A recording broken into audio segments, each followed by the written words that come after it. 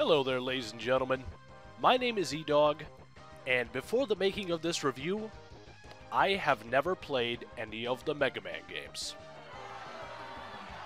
I could have sworn I retired that sound effect. But alas, it is the truth. Now, it was never that I had no interest in these games, nor was it that I never had the opportunity to play them, as I did own both an NES and Super NES at some point growing up. So, why have I never played any of these highly touted platformers? Is I don't know an acceptable answer? But, my unfulfilled childhood aside, I'm going to be finally playing and reviewing a Mega Man title in this video. But you may be wondering which one. Well, you would be wondering that if you already hadn't seen the video's title. That's right, in this video I'll be taking a look at what many consider to be the greatest Mega Man game in existence, Mega Man X. Initially released in 1993 for the Super NES, this game has been ported to the PC, PSP, and even the iPhone and iPad as of late. In fact, the X series has proved so successful that there are 11 official titles in its lineage. But all of these facts aside, what are my thoughts on this classic platformer? Well, if there's one thing I've learned from Skyrim, it's that lollygagging is in fact a crime. So let's press forward and find out. The intro takes place in the year 20XX. Yeah, I have no clue what that means either. The creator of the original Mega Man, Dr. Light, has created a new addition to his Mega Man project, simply named X. X was created with higher intelligence than average robots, and was also created with the capability for free will and emotions. Unfortunately, Dr. Light was never able to see his creation come to fruition in his lifetime, but it was his hope that X would be able to forge his own life of peace. But in the event that he couldn't, well, he does have an arm cannon. 100 years later, X was discovered by an archaeologist named Dr. Kane. Kane managed to duplicate X and before long began his own line of self-aware replicant robots. But, sure enough, like all self-aware robots in fictions, many of them began to rebel and turn to criminal activity. These criminal robots are branded as Mavericks and have caused mass amounts of chaos over the Earth.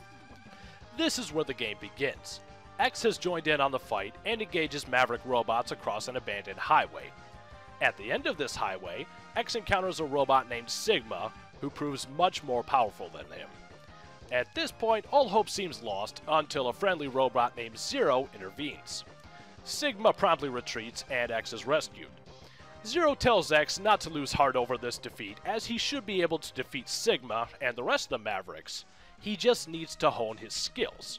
So, X sets off to destroy 8 of the Mavericks' most powerful robots in hope of becoming powerful enough to destroy Sigma and the heads of the Mavericks.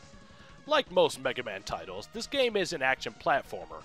You go through levels and fight off various forms of enemies, all thematic to the level, yada yada yada, you already know this. However, this game does change things up a bit. Unlike his predecessor, X is fitted with the ability to wall jump, which greatly expands the combat options. And then there is the matter of capsules. Hidden throughout the levels, you will find capsules placed by Dr. Light in hopes that they would be found by X. These capsules add permanent bonuses to X, be it the ability to dash, armor upgrades, weapon upgrades, and much more. Finding these upgrades is crucial to defeating the later bosses and sometimes even surviving against the onslaught of standard enemies. Each boss you defeat gives you a new weapon to use, and if you can figure out the weakness of each boss, then you can defeat them in a specific order to make these battles much easier. Along with just using these powers against bosses, they can also be used against the usual enemies, both in their standard shots, or they can be charged up for special actions. These 8 levels vary from an airport, a brisk stroll across the ocean floor, depths of mines, and even the forest.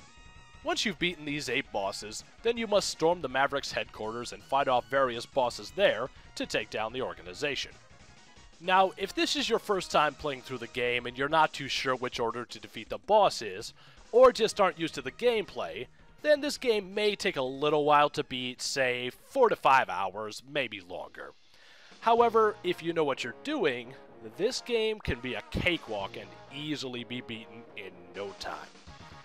Now for the reviewing. Graphically speaking, this game looks pretty damn good for 1993.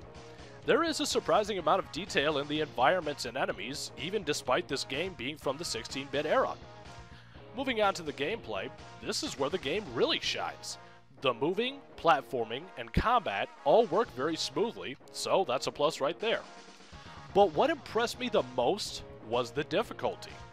Now, many games of that era were just ball-bustingly hard, making some levels almost impassable without mass amounts of memorization, or of course a game genie. But this game manages to find a good balance. Now, you can't just assume that you can cakewalk through these levels without looking before you leap, literally, but on the other hand, you're never overwhelmed or put in unwinnable situations. But these positive aspects aside, I do have two issues with this game, although they are minor. First off, as I mentioned before, I feel this game is very short. Now, I haven't played any other Mega Mans, but I do get the gist of them, and by their nature, these games do tend to be a bit on the short side. However, I feel that this could have been remedied by either adding more levels, or making the levels themselves longer. My second issue is the matter of the enemies having endless respawns. Now, this is fine considering that if you're running low on power-ups, you can just go back and kill off some enemies, which makes the game even easier. But on the other hand, there are times when climbing when enemies respawn off camera, and will constantly respawn if you drop below a certain level. This endless loop of enemies happens more often than you may think, and will infuriatingly get you killed. But these issues aside, what are my thoughts on my first Mega Man experience? Well, I'd have to say, this game is pretty damn good. With solid gameplay, great graphics for the time, and a fairly interesting story which brings up moral dilemmas regarding robots, I can say that this is a title that was far ahead of its time. So, if you like action platformers, I can definitely recommend checking this title out. So until next time, this is Z-Dog, reviewer, robot slayer, gamer. See you next time.